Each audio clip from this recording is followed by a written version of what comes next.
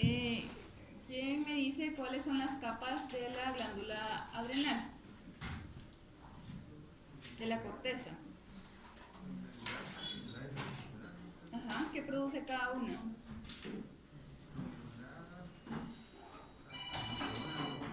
Ajá.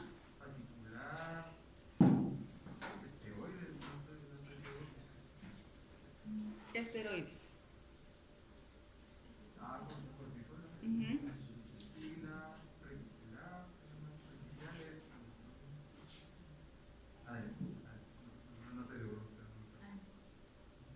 ¿Qué produce la capa reticular? Andrógenos. Ujú. Entonces, bueno, esto es importante que lo recuerden, ¿verdad? Que la glándula suprarrenal o glándula adrenal tiene dos partes importantes, que es la médula y la corteza. Lo importante para nosotros ahorita pues es la corteza, que se divide en tres capas principales. La más externa, la glomerular, que es la que produce principalmente pues la aldosterona, que si se dan cuenta es una pequeña parte de toda la corteza, y el espacio más, lo que ocupa más espacio, digámoslo así, de la corteza es la zona fascicular, que es donde se produce justamente el cortisol, y la reticular, que es la más interna, donde se producen los andrógenos, principalmente la dehidroepiandrosterona. Entonces esto es más o menos un 75% de toda la corteza, la fascicular donde pusimos cortisol, y entre el 10 al 15% las otras dos, donde se producen las otras dos sustancias que también son importantes, pero en el que tal vez nos vamos a enfocar más hoy, pues es justamente en la parte de la zona fascicular. Todas estas se engloban como hormonas esteroideas. Entonces cuando ustedes pues leen acerca de producción o acción de hormonas esteroideas, todas estas tres, digamos, capas, las hormonas que producen tienen similar estructura química, y todas al final por su estructura pues química se engloban como hormonas esteroideas, no solo el cortisol, ¿verdad? Entonces, esto es como un esquema de cómo se produce toda la síntesis de estas hormonas esteroideas. Es algo que pareciera muy complejo, pero realmente no lo es, solo es de ir como revisando qué pasa en cada capa para poder llegar a la producción final de cada una de ellas. Por ejemplo, en esta línea, digamos, que eso sería como la más externa, nuestra finalidad va a ser la producción de mineralocorticoides, que es la aldosterona. Siguiendo de eso, pues la otra capa, en la fascicular, al final nuestro último paso va a ser la producción de cortisol, que es el principal glucocorticoide. Y en la más interna, los andrógenos, que básicamente son dos, pero principalmente la dehidroepiandrosterona, pero también se produce la androstenediona, ¿sí? Entonces, es importante solo que vean como para dónde van las vías, porque, por ejemplo, en la hiperplasia suprarrenal congénita, que tal vez como de lo más frecuente que van a ver ustedes, ¿cuál es el defecto que se produce en una hiperplasia adrenal congénita? De 21-hidroxilasa. Entonces, la 21-hidroxilasa acá está acá. Entonces, digamos que el bloqueo, por eso es que puede dar principalmente deficiencia de cortisol, pero que también va a dar deficiencia en algunos casos de la parte mineralocorticoide, que es la aldosterona, y por eso hay una variante que es perdedora de sal, porque esta enzima, digamos, no solo está acá, sino acá también. Entonces puede llegar a bloquearnos ambos pasos. Pero si se dan cuenta, no está acá. Y por eso es que la mayoría de niños con hiperplasia adrenal congénita tienen hiperandrogenismo clínicamente, van a tener hiperpigmentación, por ejemplo, las mujeres, o mayor crecimiento del clítoris en mujeres, o de genitales masculinos, el testículo y el pene en varones, porque esta parte suele estar bloqueada, está casi al 100, esta una pequeña parte, pero donde sí no hay bloqueo es esto. Entonces todo este exceso, digamos, de intento de producción de estas dos se va a como que a desviar para este lado, para la producción de andrógenos. Siempre puede haber un pequeño paso, eso lo vamos a ver más adelante, pero pues puede ser mínimo según el tipo de la hiperplasia adrenal congénita que presentemos. Y así como puede haber defecto acá en la 21-hidroxilasa, pues también puede haber en cualquiera otra de las enzimas que esté implicada en la producción de glucocorticoides y mineralocorticoides. Y por eso es que también hay otras variedades de hiperplasia adrenal congénita que no suelen ser como la misma clínica, porque depende de dónde esté el bloqueo, es más bien depende de nuestra clínica, va a ser nuestra sospecha de dónde puede estar el bloqueo si no fuera una hiperplasia renal congénita clásica.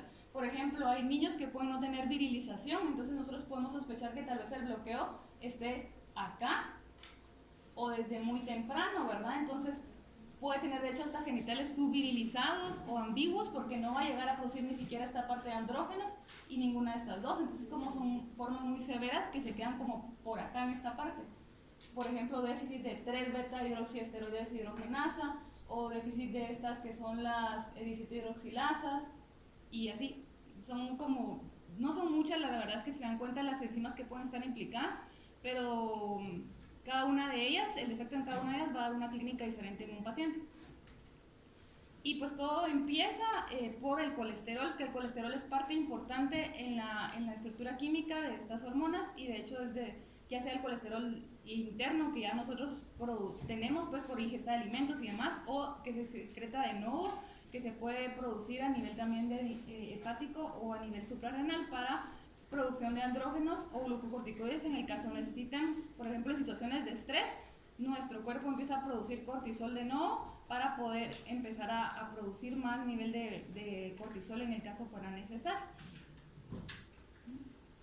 Entonces, como todas las hormonas endocrinas, ¿verdad? Sabemos que tienen un eje de regulación que viene desde nivel central, hipotálamo, hipófisis y en este caso la glándula adrenal.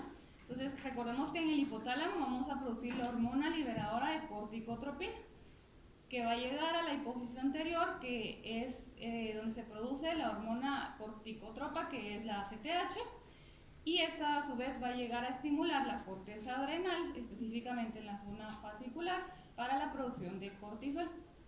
Entonces, como también hemos visto en las otras clases, también tienen un eje de retroalimentación, ya sea positiva o negativa, según la producción de estas hormonas.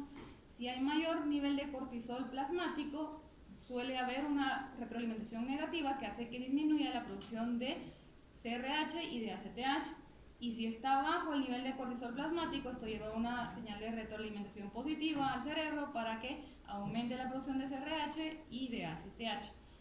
Y claro, esto al final también es como un poquito más complejo, donde no solo tienen que ver estas hormonas, sino otras hormonas, ¿verdad? Y otros sistemas de activación desde el nivel del hipotálamo para llegar a regular pues esta producción. Un sistema por ejemplo, citocinas antiinflamatorias pueden llegar también a activar la producción de CRH y ACTH para activar pues esta reacción de respuesta en estrés que muchas veces necesitamos con producción de glucocorticoides. Estos dos podemos ver cómo la regulación, pues la que ya mencionamos, la de la cortisol y la de la aldosterona, que es un poquito diferente, ¿verdad? Aquí no viene de nivel central, sino pues sabemos que viene pues de otros órganos, que involucra el riñón, el pulmón y el hígado, y no directamente viene de una activación central como lo es la producción de glucocorticoides. Y sabemos que llegan a tener pues muchos efectos a nivel sistémico que aumentan, ¿verdad? Pues la regulación de este eje de hipófisis y suprarrenal va a hacer que se mantenga como un balance en la secreción de ambas, que ayuda al metabolismo de muchos órganos. La ACTH es importante también mencionar que también les estimula la zona reticular, que es la producción de andrógenos, y por eso es que estos niños pues también de hecho llegan a producir mayor cantidad de datos clínicos de hiperandrogenismo, no solo en recién nacidos, sino en niños más grandes, porque ese exceso de estimulación de ACTH, digamos, un niño que no responde bien a esa glándula adrenal va a estar produciendo mucha ACTH, intentando compensar la producción o intentando estimular esa glándula adrenal para producción de cortisol, sin lograrlo, pero también va a estimular en una menor proporción la zona reticular, y eso va a hacer que active también la producción de andrógenos, ¿verdad? Y por eso la mayoría de pacientes con hiperplasia renal congénita, cuando no están tratados, llegan a tener, más que todas las mujeres, ¿verdad? Se nota más, datos de virilización o hiperandrogenismo. Y bueno, esto es lo que les decía, viene el ACTH y actúa directamente en estos receptores que son receptores de melanocortina tipo 2 que hay en estas dos zonas, y va a estimular pues la producción de, como ya vimos, de cortisol y andrógenos. El único que tiene feedback negativo o positivo va a ser el cortisol. Digamos que la ACTH, cuando no logra estimular la producción de cortisol, va a seguir produciéndose y produciéndose y produciéndose, estimulando la zona reticular, pero no va a haber feedback, ¿verdad? Es decir, que por mucho andrógeno que produzcamos, no va a llevar como la señal al cerebro a decir, pues si está actuando la ACTH a nivel de suprarrenal, ya no produzca más ACTH, sino que va a seguir produciéndose porque el único que nos hace retroalimentación va a ser el nivel de cortisol que no estamos logrando producir adecuadamente en estos casos de insuficiencia adrenal. Y esta es otra cosa importante, estos receptores de melanocortina que les menciono están en muchas áreas, en muchos órganos. De hecho, la estructura de la ACTH deriva de otra hormona que es la propia melanocortina. Y la propia melanocortina da lugar a otras hormonas también, aparte de la ACTH. Y de esa es justamente también la melanocortina.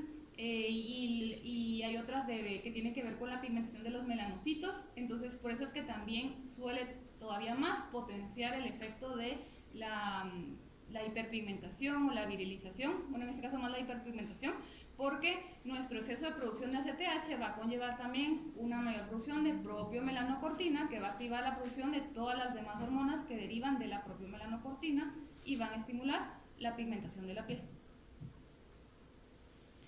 Entonces, recuérdense que pues estas hormonas, principalmente justamente el cortisol y la ACTH, llevan un ritmo circadiano que se produce, pues obviamente no en un nivel basal ni continuo las 24 horas del día, sino que en ciertos momentos del día tenemos mayor producción de cortisol justamente para pues las actividades que vamos a realizar durante el día. Muy diferente a como vemos la producción de aldosterona, que esta pues tampoco es basal, pero se mantiene como en picos también de secreción durante las 24 horas. Y es por eso también que muchas veces en estos casos una medición de aldosterona hacia al azar pues no nos va a decir mayor cosa, porque puede estar baja o alta, pero no la estamos, por ejemplo, estimulando ni relacionando con otros parámetros como la renina, por ejemplo, donde sí podríamos analizar las dos de la mano. Y el cortisol, si se dan cuenta, tiene como un pico máximo de producción que es durante la mañana, es diurno, y tiene como en la tarde también hay como otros 2 piquitos, pero luego vuelve a descender y durante la noche madrugada tenemos un nivel menor de cortisol, que esto va pues como de la mano pues con nuestro ciclo interno, que es el ritmo circadiano. Entonces, este es un ejemplo para que vean más o menos, esta imagen está bien bonita porque justamente acá, bueno, eso es lo que ya vimos, que es como nuestra producción como interna, pero cuando no se da esa producción, nosotros al suplementar a todo paciente que suplementamos con esteroide, que lo necesite, claro, por insuficiencia adrenal porque no está funcionando bien, tenemos que como llevar como ese ritmo como también muy fisiológico para poder ser lo más exactos en cómo debería, o sea, similar lo que produciría ese niño, ¿verdad? Entonces, por eso yo no sé si se han dado cuenta quien ha rotado en endocrino que soy como muy exacta en poner, por ejemplo, la dosis de la mañana. Aquí no hay hidrocortisona en Guatemala, eso es una cosa mala. Por eso es que no se podrían dejar 3 dosis de un esteroide tomado, pero generalmente cuando sea prednisona o prednisolona se usan 2 dosis en la mañana y en la tarde, que se puede dividir, por ejemplo, si se dan cuenta aquí el pico máximo alrededor de las entre 7 y 8 de la mañana, más que todo 8 de la mañana, y el otro sería como por acá, que es como un poco antes de las 7, como a las 6 de la tarde.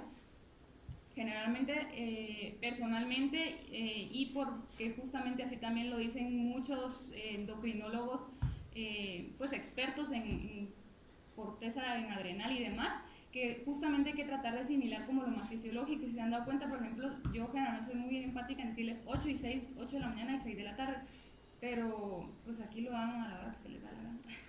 Entonces, pero eso te va a alterar tu ciclo, su ritmo circadiano, entonces no es bueno porque de ahí puede llevar también a la alteración de otras hormonas, ¿verdad? Entonces por eso tal vez siempre que sí sea un niño que necesite esteroides, tratar de ser lo más fisiológicos a como debería de ser nuestro ritmo circadiano. Y si se dan cuenta, la ACTH va de la mano a la producción del cortisol.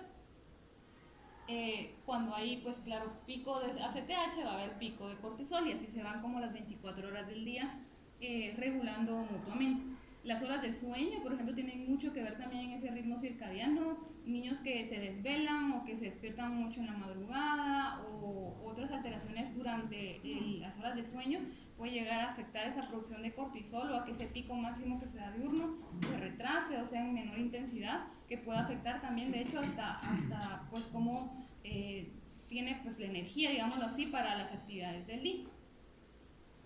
Entonces hay tres pues, definiciones importantes que creo que deben diferenciar. Uno, que bueno, una insuficiencia adrenal como tal es pues la incapacidad de nuestras glándulas adrenales para mantener una producción adecuada de hormonas esteroideas, principalmente glucocorticoides, tanto en situación basal como de estrés. Es decir, que una insuficiencia adrenal es como el defecto en el cual no producimos cortisol, pero que puede ser causado por muchas situaciones, ¿verdad? Una de esas, la principal, pues es una hiperplasia adrenal congénita, pero claro que hay más causas. La hiperplasia adrenal congénita, pues ya como tal es una enfermedad que es hereditaria, es autosómica recesiva, que va a implicar el fallo justo en los pasos que vimos de la esteroidogénesis, pero principalmente pues por el déficit de la 21-hidroxilasa, y eso va a hacer que esta falta de esta función, de esta enzima, no se dé, pues no complete el plazo de la esteroidogénesis para la producción de glucocorticoides, y en cierto caso como también de mineralocorticoides cuando vimos de que también afecta pues esa vía. Y una crisis adrenal como tal va a ser cualquier episodio de insuficiencia adrenal aguda que en ese momento necesitamos pues producción de esteroide, por ejemplo en una situación de estrés, y que no se produzca adecuadamente. Es decir que crisis adrenal, ¿quiénes pueden hacer? Pues todo paciente que tenga una insuficiencia adrenal aguda por cualquiera de las causas. Pero una insuficiencia adrenal como tal pues es solo como el defecto y no es como no es lo mismo que una crisis adrenal, ¿sí? Solo eso como que hay que tenerlo claro. Entonces, como les decía, la insuficiencia adrenal va a ser la incapacidad de las glándulas para mantener la producción que el cuerpo necesita de glucocorticoides, tanto en situaciones basales como de estrés. Y puede ser por una alteración directa en la glándula adrenal o por una alteración secundaria o terciaria, como vemos si el defecto estuviera en hipófisis o en hipotálamo. Entonces, estas son de las principales causas en las cuales podemos tener afectado este eje de producción de cortisol. La principal en pediatría va a ser de origen primario, es decir, porque el defecto va a estar en la glándula suprarrenal, no a nivel central, aunque es el menor porcentaje. Pero si se dan cuenta, pueden ser desde casos autoinmunes, por ejemplo, antes les he mencionado, ¿verdad?, el síndrome poliglandular autoinmune, que incluye hay tipo 1 y tipo 2 y que incluye otras afectaciones autoinmunes, pero que estas en un menor porcentaje, aquí no están, pues, puede estar asociado a otras enfermedades autoinmunes, pero en menor porcentaje pudiera también tener una insuficiencia adrenal de origen autoinmune. Además, también por otras causas como injuria directamente en la glándula, si se dan cuenta, por ejemplo, el uso de anticoagulantes, por ejemplo, que sean cánceres metastásicos a suprarrenal, que esto es mucho menos frecuente en congénito, ¿verdad? Más en niños mayores, tuberculosis, niños con VIH, citomegalovirus, sífilis, también si fuera por infiltración, por amiloidosis, hemocromatosis, también por adrenalectomía, por ejemplo, niños que tienen enfermedad de Cushing, que no se logra controlar con tratamiento, hay que resecar esa glándula suprarrenal y pueden llegar a ser como una pues insuficiencia adrenal secundaria que quitamos las glándulas suprarrenales. Y lo más común, pues claro, son las hiperplasias adrenal congénitas, que lo más frecuente es que sea déficit de 21-hidroxilasa, pero hay otras enzimas que pueden llegar a estar afectadas. Entonces, ante un niño que tal vez sea un cuadro de una insuficiencia adrenal, que no cuadra con una hiperplasia adrenal congénita, que sería lo primero que tenemos que descartar, pues siempre tenemos que ver otras causas, ¿verdad? A veces es necesario hacer como algún TORCH, interrogar antecedentes familiares de datos infecciosos, o buscar en imágenes, ¿verdad?, cómo están esas suprarrenales, si está hipoplásica, si tiene algún tumor o algo más que pudiera orientarnos a que pueda hacer esto, o si tiene antecedente de alguna otra enfermedad autoinmune, por ejemplo. Estas son las otras pues que pueden estar afectando las otras formas de hiperplasia adrenal congénita por defecto de otras enzimas. También, por ejemplo, una glándula adrenal hipoplásica que congénita, generalmente son como casos que se suelen presentar muy severos, porque como la glándula está muy hipoplásica, no llega a producir el nivel adecuado de ninguna de las, ni de mineralocorticoides ni de cortisol. Puede estar asociado de hecho a síndromes específicos, ¿verdad? Muchas veces son necesarios estudios genéticos o insensibilidades a la ACTH, por ejemplo, en el receptor que les mencionaba, que el receptor no esté presente o no se llegó a expresar de manera adecuada, que no hay suficientes receptores en la superficie, que hace que esto derive en una insensibilidad a la ACTH. o por ejemplo medicamentos, ¿verdad? Que también siempre hay que, estos son como medicamentos un poquito más tal vez complejos, que no siempre se usan en pediatría, pero tal vez, no sé, ketoconazol, que sí pudiera ser tal vez a veces más frecuente. Y pues también otros síndromes, por ejemplo, como el síndrome de Wolman o la adrenoleucodistrofia. ¿Alguien visto alguna adrenoleucodistrofia? ¿No? Son bien característicos, bueno, vayan a leer, pero sí es más frecuente de lo que uno cree, y generalmente es un dato bien importante, que estos niños la mayoría llegan a hacer insuficiencia de adrenal.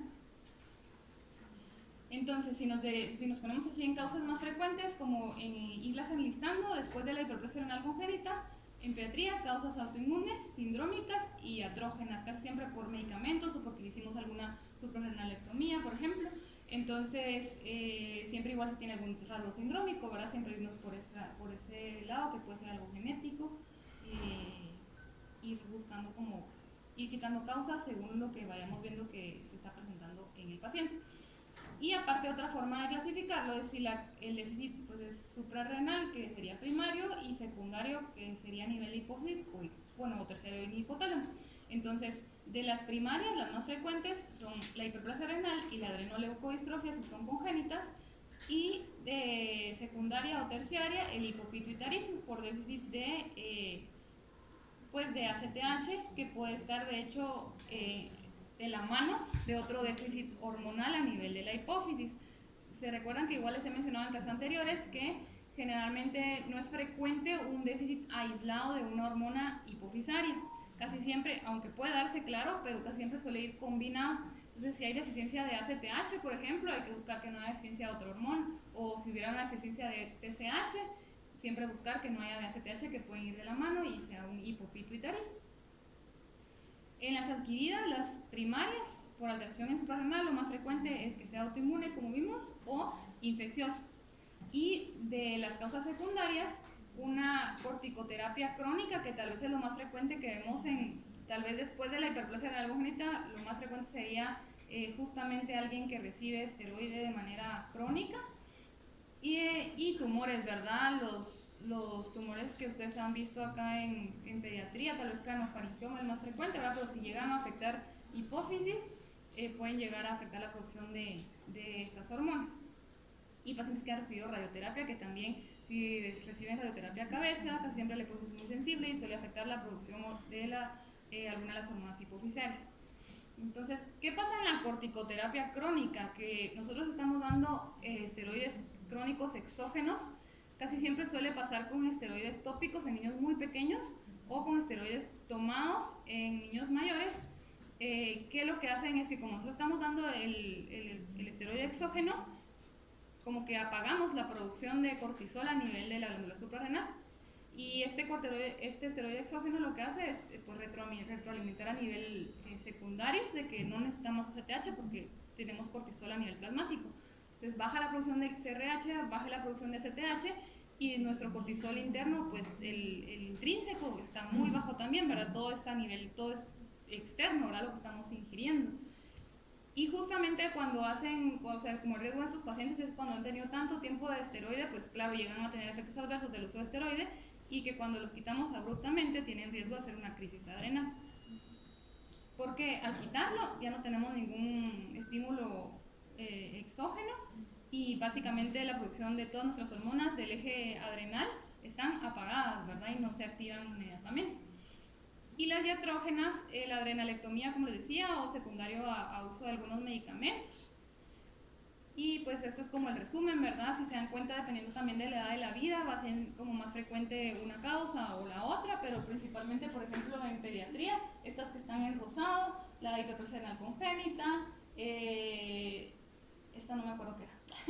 Esta es la deficiencia de ACTH, perdón, es una hiperplasia renal congénita ligada al X, que es como la hipoplasia congénita, por ejemplo, que es generalmente ligada al X, y el síndrome poliglandular autoinmune. Y más en edades mayores, pues suele ser más frecuente otras causas, ¿verdad?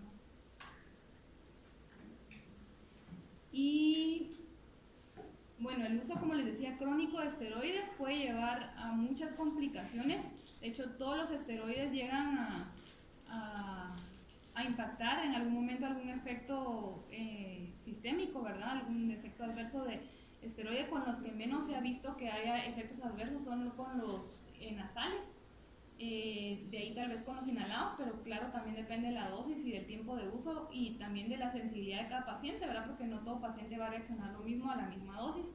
Hay quienes con esteroides inhalados que sí llegan a tener efectos del uso crónico, por ejemplo, asmáticos, sí, cuando lo usan crónicamente sí pueden llegar a tenerlo, pero tal vez en niños lo que más van a ver es derivado de los usos de los tomados, por ejemplo, prednisona, prednisolona, que cada vez es más frecuente que hasta las mamás van, o sea, el pediatra me dejó prednisolona la vez pasada, entonces ahora tiene tos el niño, va y compra prednisolona y le vuelve a dar, y le vuelve a dar, y le vuelve a dar, y así.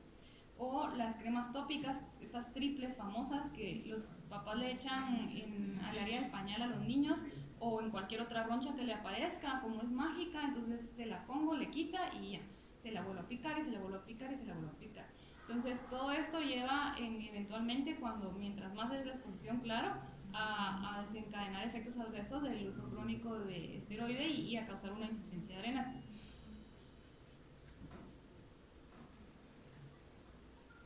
Bueno, y estos son justamente efectos que se han estudiado, pues de hecho hay múltiples publicaciones, unas que claro que apoyan que sí hay efectos adversos con el uso de esteroides inhalados, otras que no, que al final es como muy controversial todavía. Al final pues lo que la mayoría resumen es que todo depende todo es como dosis dependiente y va a depender mucho, como les decía, de la dosis que utilicemos, del tiempo de uso que lo tengan. No es lo mismo que por ejemplo un niño llegue a necesitar esteroides inhalados 1 o 2 años a que llegue a necesitarlo 10 años, por ejemplo. Y la dosis que va a tener, ¿verdad? Y qué tanto hace, por ejemplo, crisis asmáticas, no sé, y que pueda llegar a necesitar también esteroide intravenoso o que le estén dejando esteroide tomado. Entonces todo eso va a derivar en que sí pueden llegar a tener riesgo, por ejemplo, más riesgo de sobrepeso, más riesgo de obesidad, de glucosa alterada en ayuno, postprandial, que pueda llegar a tener algún efecto también negativo en la velocidad de crecimiento. Tal vez no la va a hacer que caiga directamente, pero sí va a disminuir un poco esa velocidad de crecimiento en el cual él está predispuesta según tal vez carril familiar, ¿verdad? Entonces, bueno, ahora hablando un poco de la crisis adrenal, esta como decía es una urgencia endocrinológica que va a ser pues por un episodio agudo de una insuficiencia adrenal, es decir, casi siempre pues en situaciones de estrés que necesitamos el nivel de glucocorticoide adecuado, si el niño no la puede producir va a desencadenar en una crisis adrenal. Y en pacientes de uso crónico de esteroide, como les decía, cuando suspendemos el tratamiento abruptamente se desencadena una crisis adrenal y por eso todo paciente que usa esteroide crónico, más que todo en niños más pequeños, hay que hacer como un descenso lento, ¿verdad? En la forma tomada hasta poder quitarlo para que poco a poco se vaya activando la producción de cortisol interno. ¿Cuántas semanas creen ustedes que cuando hablo de uso crónico es uso crónico? Que podemos llegar a afectar la producción interna de cortisol. ¿Cuánto?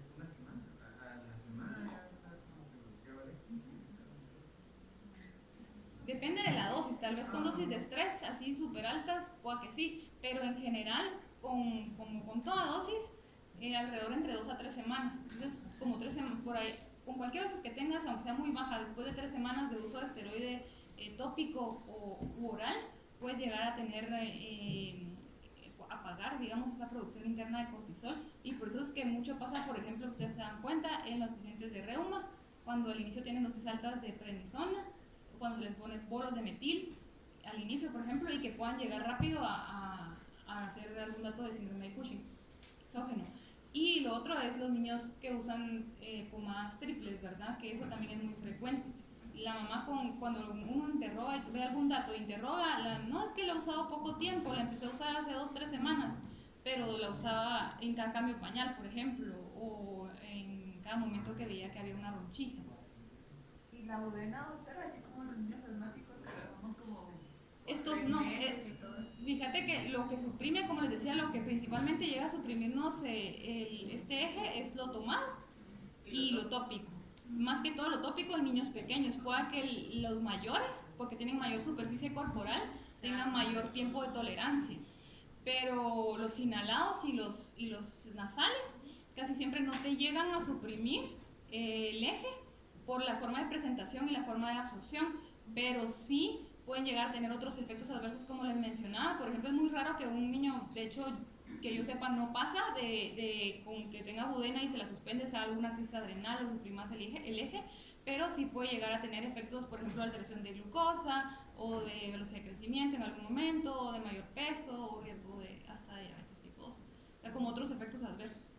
Pero no te suprime el eje generalmente los inhalados ni los nasales. Solo los tomados. Toda presentación tomada, pues básicamente prednisona, prednisolona, con uso más de ese tiempo, sí tendríamos que empezar a hacer un descenso, ¿verdad? Obviamente no te va a causar una insuficiencia renal de que ya a las 2 semanas ya tiene diagnóstico de insuficiencia renal, no, pero si usamos más de ese tiempo, ustedes ven algún niño que, por ejemplo, que el otorrino le dejó prednisolona o que el pediatra le dejó y la mamá pues se equivocó y le siguió dando más tiempo, empezar a descendérselo lentamente hasta quitárselo, ¿verdad? No quitárselo de un solo, más cuando han usado más de este tiempo, porque entonces ahí lo que hacemos es que nuestra suprarrenal sí puede llegar a no tener una producción interna adecuada y que cuando quitamos ese estímulo que ya se acostumbró por varias semanas, puede tener un efecto negativo, ¿verdad? Entonces, ¿cuáles son precipitantes de crisis adrenal? Fallas en el tratamiento con esteroide, por ejemplo, niños que tal vez sí tienen tratamiento con esteroide, pero que omiten dosis, o dan una dosis menor, o suspenden el tratamiento por tiempos, entonces al final no vamos a tener una buena suplementación y podemos tener más predisposición a una crisis adrenal. Cualquier proceso infeccioso, principalmente cuando están acompañados de fiebre, ¿verdad? Porque activa nuestro sistema inflamatorio y necesitamos mayor producción de cortisol y en este caso pues no se va a dar.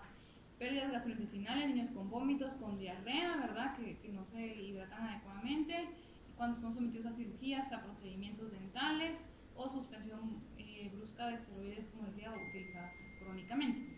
Entonces, de estas todas, pues básicamente esto va a ser principalmente niños que ya tienen diagnóstico de insuficiencia adrenal o de hiperplasia adrenal en este caso, que es más frecuente.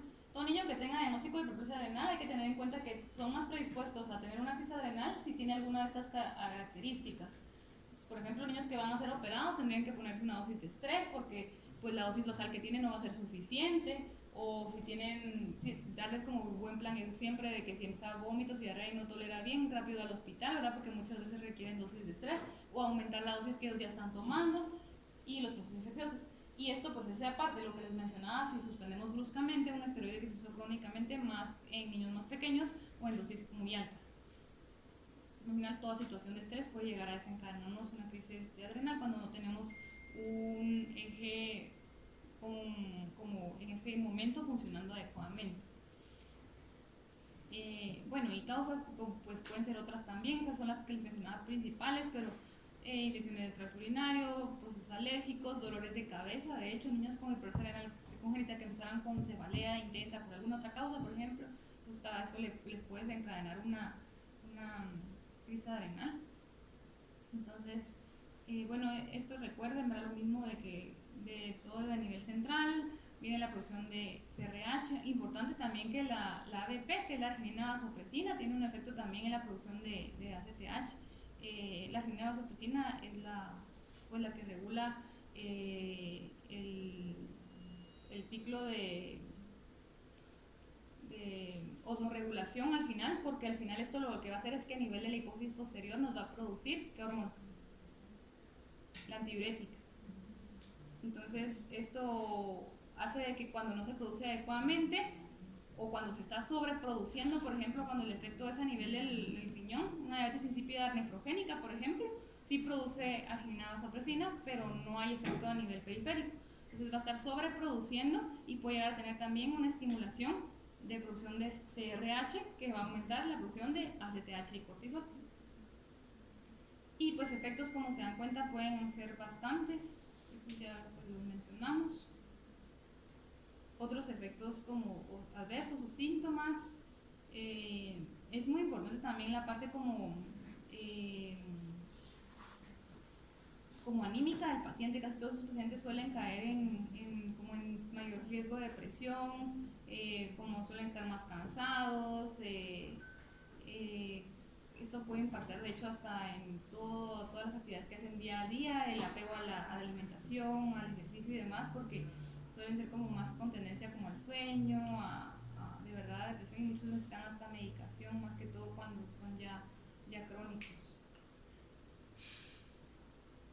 manifestaciones clínicas, pues igual son casi las mismas, solo que en crisis adrenal recuerden que como es un episodio agudo, pues va a ser como más severo, más agudo en ese momento. Un par de náuseas y vómitos pueden llegar a descompensarlo completamente.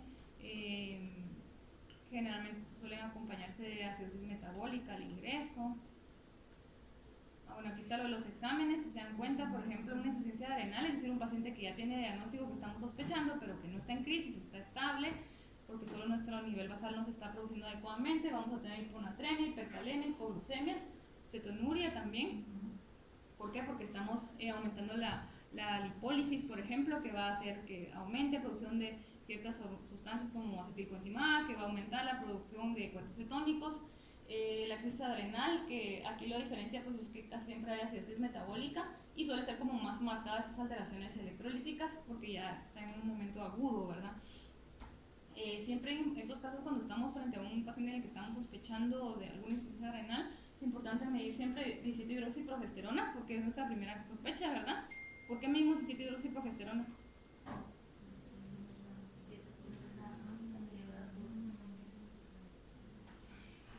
Es la que está previo a la 21-hidroxilasa, ¿verdad? Entonces, como la 21-hidroxilasa, si está deficiente, lo que va a hacer es que va a elevar el precursor, el anterior, ¿verdad? Que es la 17-hidroxiprogesterona. Cortisol, ACTH, andrógenos, que son androstenediona y de hidroprogesterona específicamente, y la actividad de renina plasmática también es muy importante, no una renina al azar, sino actividad de renina plasmática que nos puede dar bastante información del eje mineralocorticoide. La hiperplasia renal congénita pues es, como decía, una enfermedad autosómica recesiva que va a ser por déficit enzimático. La falta de función de esta enzima va a llevar a insuficiencia adrenal y la deficiencia, como decía, la más frecuente, la 21-hidroxilasa, está en un 95% de los casos, que es esta, ¿verdad? Entonces podemos llegar a tener déficit en la producción de cortisol, pero también en la producción de aldosterona. Pero si se dan cuenta, todas estas que están en rojo son enzimas que pueden llegar a estar puede haber ese déficit en estas enzimas y si se dan cuenta, pues según donde esté, ¿verdad? Va a ser el bloqueo que vamos a tener. Estos son los otros tipos que existen de hiperplasia renal congénita, fuera de la 21-hidroxilasa, que es la más frecuente.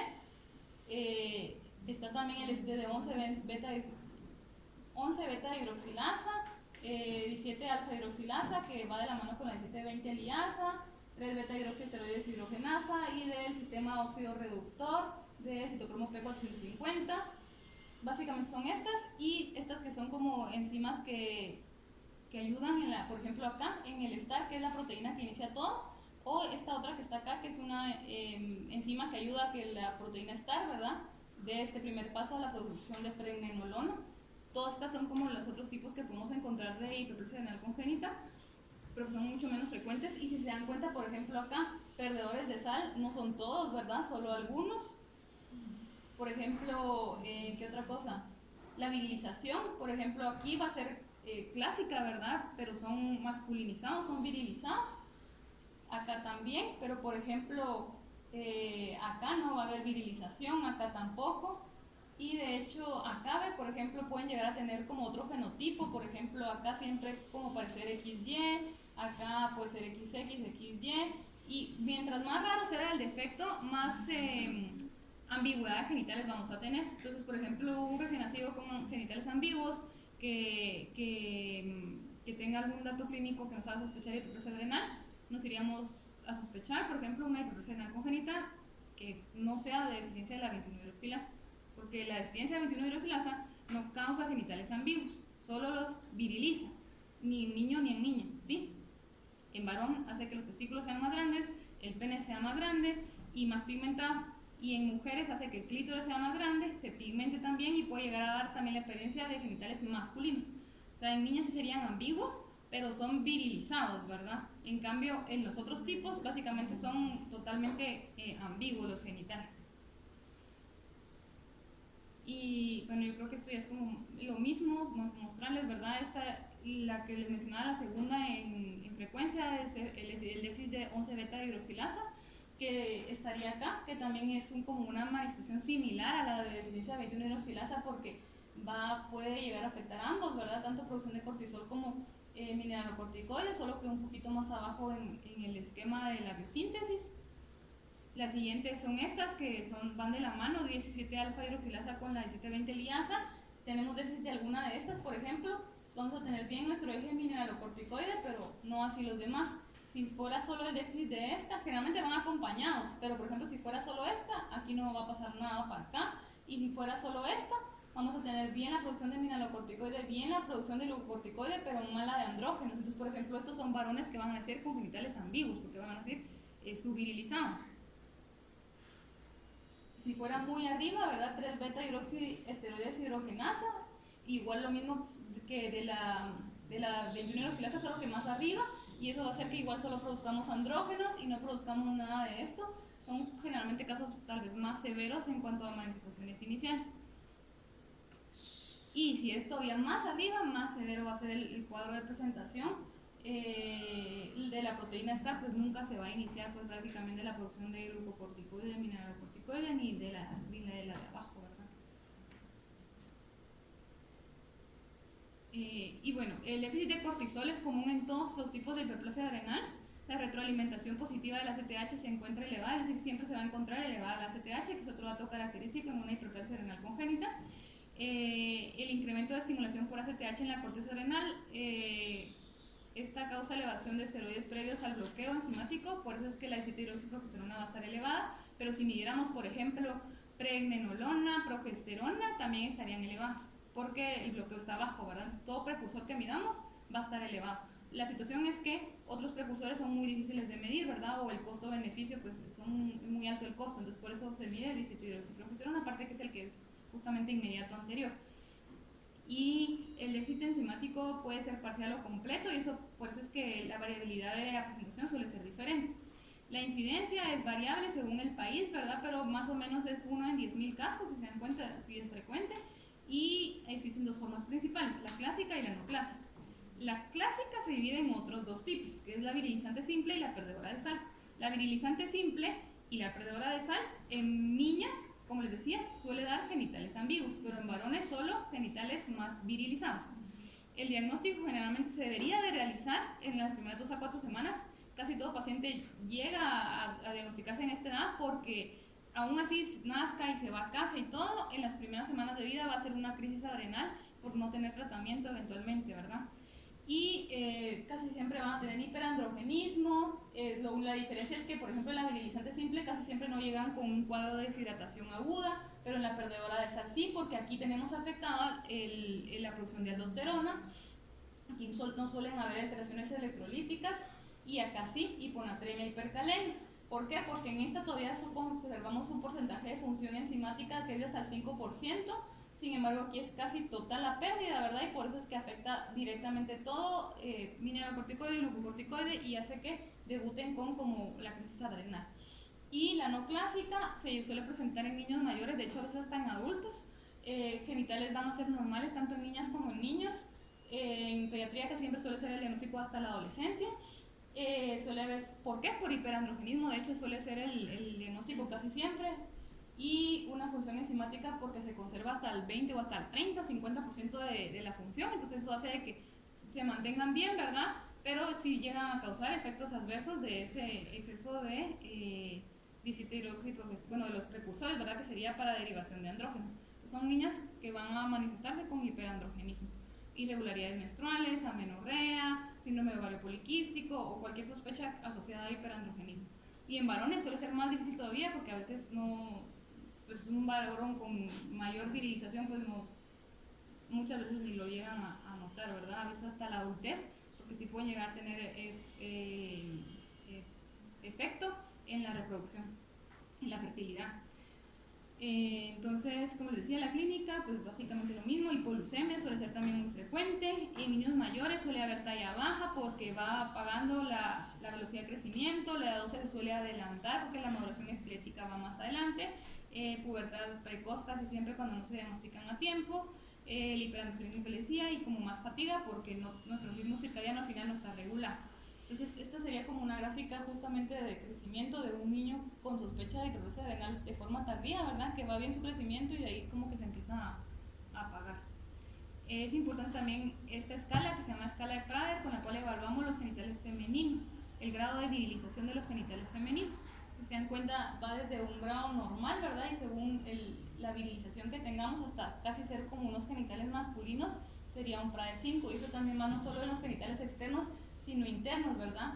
¿Qué tanto es el riesgo de que haya como una fusión entre la vagina y el aparato urinario, que pudiera formar como hasta un seno?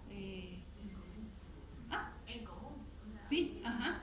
Digamos que acá no llega, digamos que como el defecto es tan severo, llega a afectar desde pues sin útero el desarrollo de los genitales femeninos, que hace que ese exceso de virilización traten como de formar genitales masculinos, y por eso externos se pueden llegar a ver cada vez más masculinos y por dentro tener como un seno en común,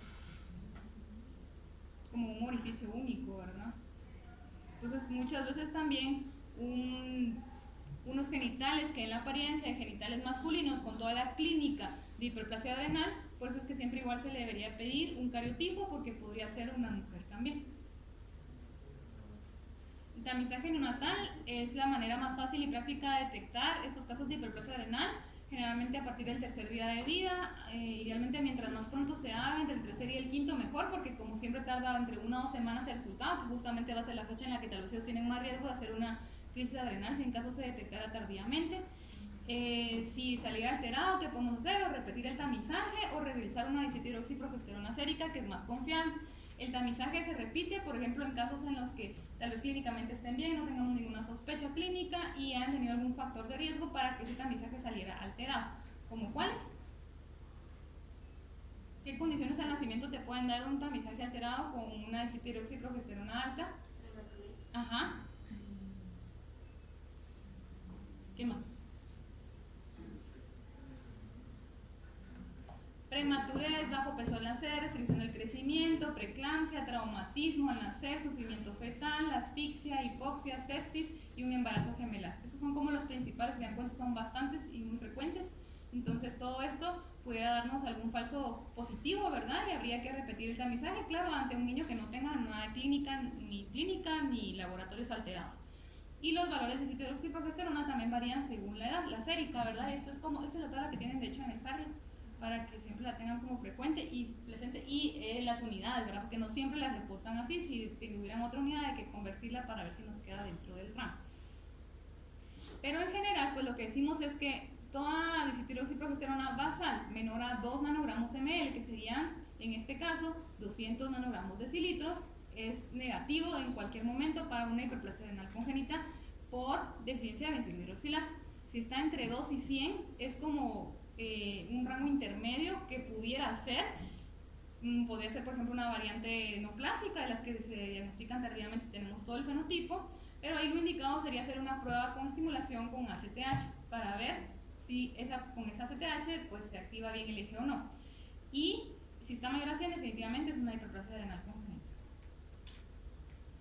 Esta es solo otra tabla, este es uno de los documentos que creo que les envié, que está como también no solo de hidroxiprogesterona, sino niveles de progesterona y de oxicorticosterona, que también solemos mirar a veces para que vean según edad.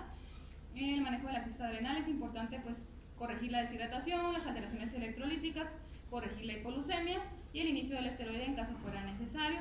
Medir los laboratorios que fueran necesarios, si se puede antes de pues, iniciar el esteroide, de verdad no siempre se puede, pero si se tuviera la opción, medirlos antes, porque una vez ya puesto el esteroide, pues ya no es tan, ya puede haber el sesgo de que tuvimos ya una dosis, por ejemplo, de estrés de esteroide.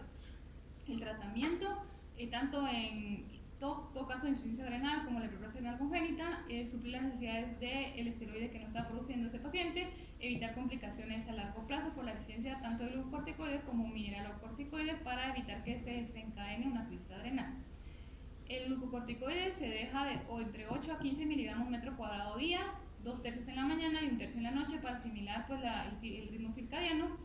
Esa es la dosis fisiológica, ¿verdad? Porque damos una dosis tan pequeña porque básicamente es lo basal que queremos suplementar. No vamos a dejar una dosis antiinflamatoria, por ejemplo, que requieren algunos otros pacientes en enfermedades sistémicas.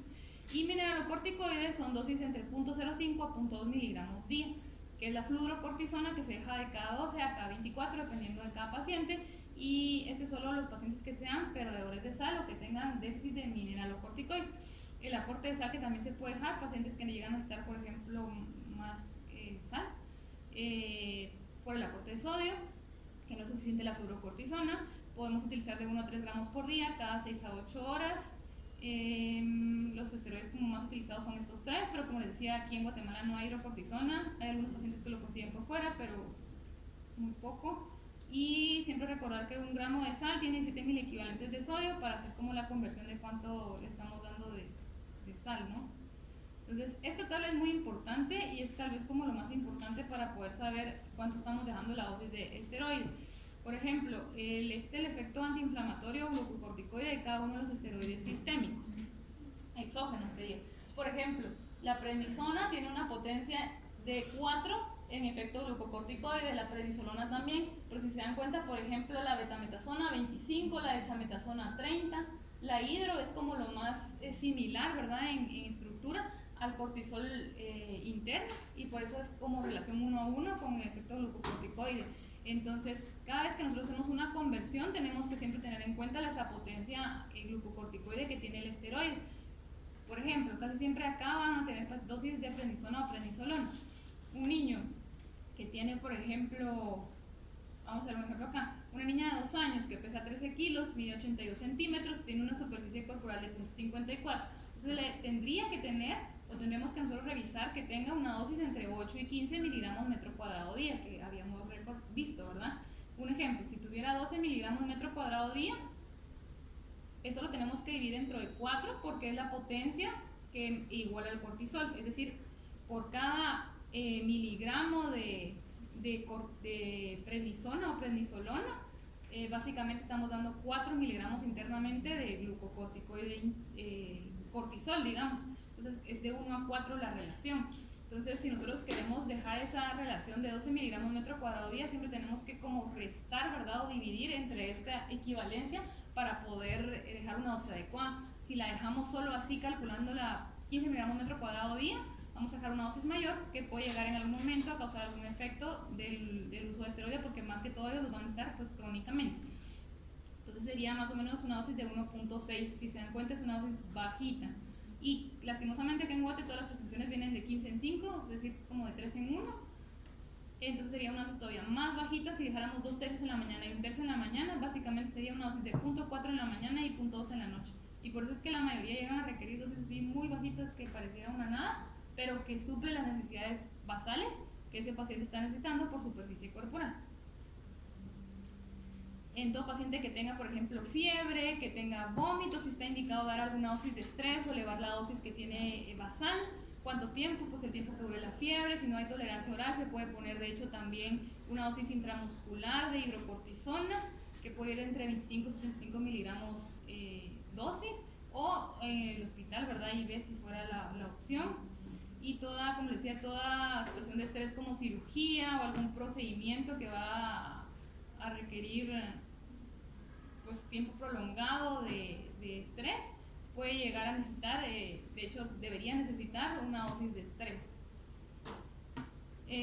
La crisis adrenal, la hidrocortisona es el fármaco de elección porque tiene efecto no solo glucocorticoide, sino también mineralocorticoide por arriba de 50 miligramos metro cuadrado día, es decir, con una dosis así, 50 miligramos metro cuadrado día de cortisol, que esa no habría que hacer la conversión porque es 1 a 1, como vimos, nos da un efecto no solo de cortisol, sino también de aldosterona, y regularía también, por ejemplo, la hiponatremia, la hipercalemia, solo con iniciar el esteroide.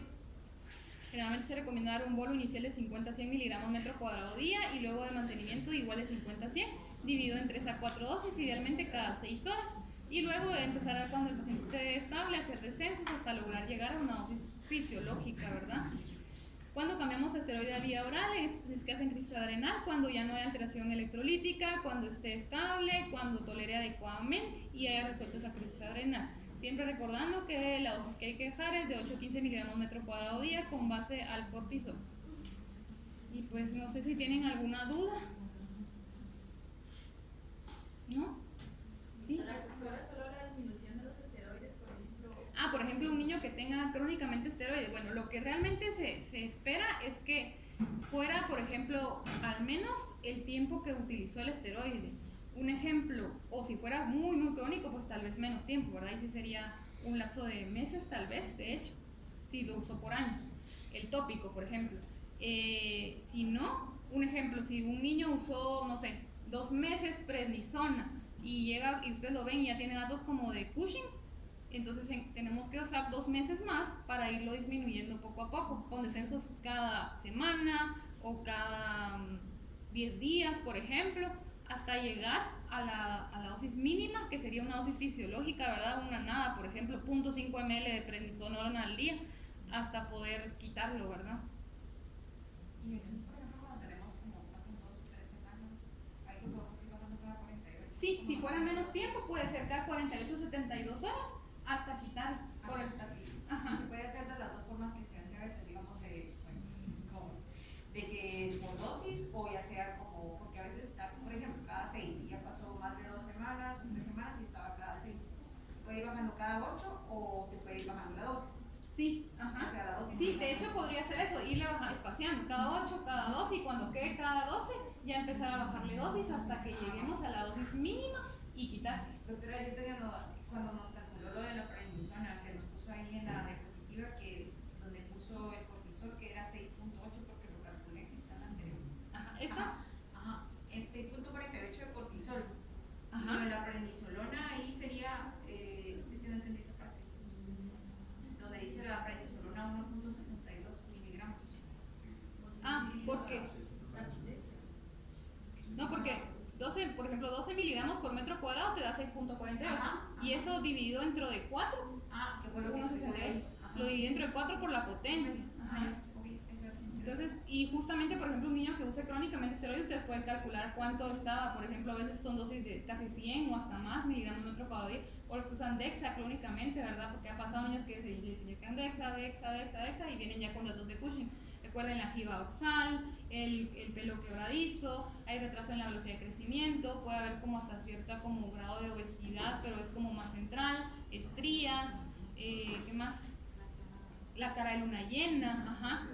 Y con los esteroides tópicos es un poco más difícil porque ahí pues no sabemos qué dosis le estamos dando, solo sabemos que es muy frecuente, ¿verdad? Entonces, por ejemplo, lo que habría que hacer es al menos tratar alrededor de si la mamá lo viene usando desde el nacimiento y el bebé tiene 6 meses, por ejemplo, no nos vamos a tardar 6 meses en reducirlo, ¿verdad? Pero tal vez un mes en ir haciendo descensos paulatinos, pero ya en esteroide tomado y suspender completamente el esteroide tópico. Y si tuviéramos hidro, ahí sí damos 6.48 de hidro. Ajá. Si hubiera hidro, la dosis que es, no hay que hacer ninguna conversión. En todo caso, si estuviéramos usando así Dexa, lo dividiríamos dentro de 30, que sería la potencia. Ajá. Y la dosis es la que dividimos en el día. Ah, bueno, no, pero no hay que, digamos que cuando tú haces eso, ya no tendríamos que basarnos en lo que estaba tomando, sino que nosotros dejar una dosis, por ejemplo, si ya tenemos una dosis de esteroide tomado, prednisolona, ahí sí empezar a disminuirlo de la dosis que tenía. Si tenía una dosis, por ejemplo, estaba tomando 5 ml de prednisolona cada 8 horas por un mes y ya tiene algún dato de Cushing, no sé, entonces, o aunque no lo tuviera, si ya lo usó por 4 meses y nosotros calculamos que la dosis le queda altísima por metro cuadrado, empezamos a disminuir, ¿verdad? Hasta quitárselo con censos como cada 24, cada 48, 72 horas hasta quitárselo. Pero si, por ejemplo, tuviera Dexa, si tuviera tópico, básicamente esas dos, como la potencia es mayor, probablemente estamos en una dosis muy alta. Entonces podemos empezar, por ejemplo, al menos de 50, porque recuérdense que de 50 es efecto tanto glucocorticoides como mineralocorticoides y evitamos cualquiera de las dos alteraciones. Entonces podríamos nosotros ya otra vez calcular, por ejemplo, ya olvidarnos de qué dosis tenía, sino que hacer un cálculo, ¿cuánto le queda? 50 miligramos metro cuadrado día. Y en base a eso hacer la conversión de cuánto me tocaría de prednisona, por ejemplo, o de prednisolona. Y a partir de ahí empezar a hacer descensos o cada semana o cada 72 horas, dependiendo de cuánto tiempo usó el esteroide que tenía. Ajá. Sí, y esto es más claro porque hay niños que lo usan por otras causas, ¿verdad? Por antiinflamatorio y demás, que ahí es totalmente diferente. Pero un niño que no lo necesita y lo estuvo usando por largo tiempo, y más si ya tiene algún dato clínico de Cushing, específicamente en los síndromes de Cushing exógenos que ustedes ven, y sí son, o sea, son datos, y en los niños no sé si les ha pasado a ustedes ver algún bebé así, pero sí pasa mucho en lactantes, que cuando le preguntan, o sea, ve uno los cachetitos, la cara de luna llena, retraso en peso, retraso en talla, y cuando uno le pregunta a la mamá, usa el Clotriplex en el área del pañal. Y tienen hasta jiba, generalmente empiezan a salirle más vello en brazos, en piernas. Entonces, sí es muy característico en los lactantes porque absorben con más facilidad el medicamento, ¿verdad? Entonces, a ellos sí habría que empezar a hacer un descenso desde 50 hasta quitárselo, al menos un mes, le diría yo, de duración. Es decir, que el tratamiento no es de por vida, o sea, va a llegar algún tiempo donde lo tenemos que suspender. No, pero ahorita yo les estaba hablando si fuera un paciente que usó crónicamente esteroide y no lo necesitaba. No, pero en estos pacientes. El paciente con hiperplasia adrenal sí es crónico, o sea, es de por vida el tratamiento porque no producen esteroide. Entonces, toda la vida van a necesitar el esteroide.